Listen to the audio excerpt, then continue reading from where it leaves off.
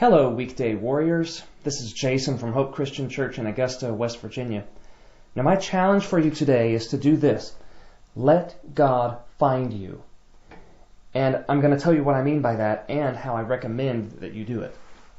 In Luke 15, which I highly recommend you read this week, Luke chapter 15, Jesus tells three parables about something that is lost. In the first two, the person who has lost it, which represents God, does something to actively look for it. Then, in the famous prodigal son parable, the lost son is coming back to his father, and it says this: "When he was still a great way off, his father saw him and had compassion and ran and fell on his neck and kissed him." Now, when's the last time you saw a grown man running, other than playing a game like a sport on TV or watching The Greatest Showman? This shows how eager the father is in the story to get the son back. Now, Jesus is saying in these stories that is how much God cares about you.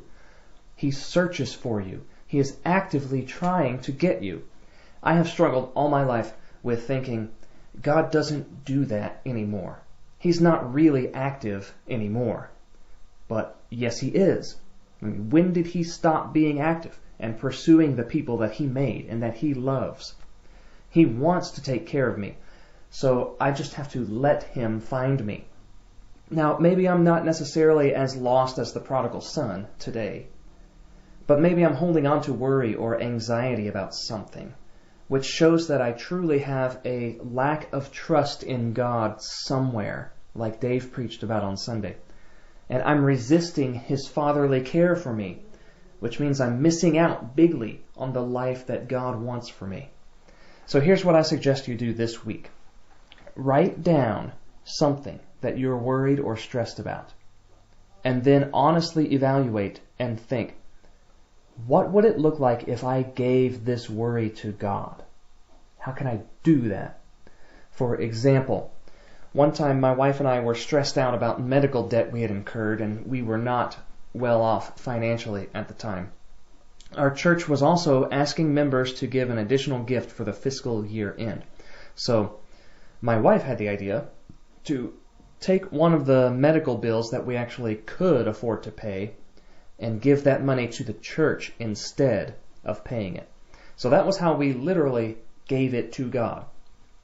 So sometimes it's obvious what you can do. Sometimes it takes some creativity, and it should always take prayer. Take one thing, one situation that you worry about, and ask God how you can give it to him this week. Remember, he wants to take care of you. Give him the chance to. He is actively pursuing you. Let him find you. I trust that he will answer your honest prayer about that.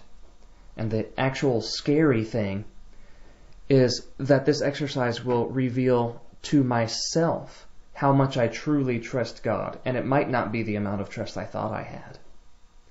So with my wife and I, God took care of us. He did it like this. Out of the blue, a few days later, we were notified 2 or 3 of the other medical bills that we had were eliminated, or a settlement had been accepted for less. Now, the total amount of debt that was erased in one day was almost exactly to the penny 10 times the amount that we gave to him instead of to the medical company.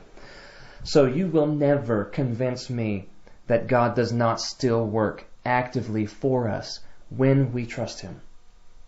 If you have a story like that, remind yourself of it often. Maybe write that story down.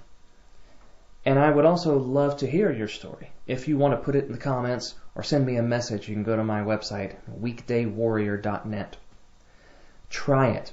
Have a fantastic week. And if you're local, I hope to see you Sunday.